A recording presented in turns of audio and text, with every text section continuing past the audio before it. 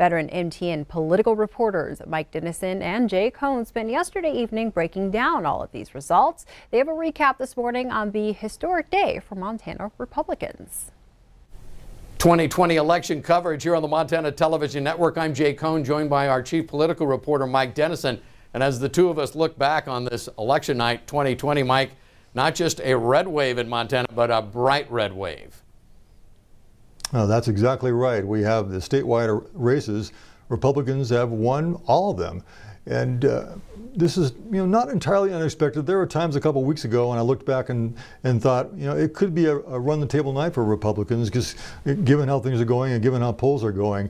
But I think the most surprising thing was how in the Democratic counties like Missoula, Gallatin, and some of these other ones, the Democrats just did not run up the margins that they needed to overcome where they're going to lose in these more Republican rural counties. And in the rural counties, they didn't get beat. They just got beat handily. 75-25, 80-20, 70-30, wasn't even close.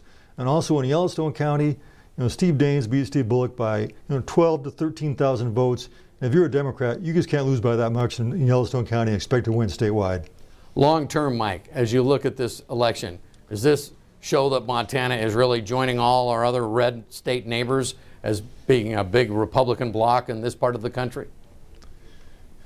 Well, I wouldn't quite go that far. I don't think it's a total realignment, but I think it's a step in that direction. You have to wonder to yourself, what Democrat can win in Montana? Is Steve Bullock a popular governor who has, $50, $60, $70, $80 million behind him, cannot win? What Democrat can win a statewide race in Montana? And also we looked at the new voters.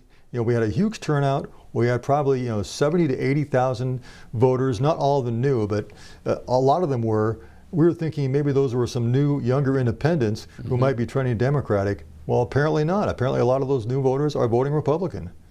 And the other big race in Montana, Congressman Greg Gianforte, now Governor-elect Gianforte, with strong, even more powerful majorities in the state House and Senate than in the past legislature. That's right. So we're going to see Gianforte coming into office, and I think he can legitimately claim that he has a bit of a mandate to carry out some of these conservative policies that a lot of these legislators have been wanting to do.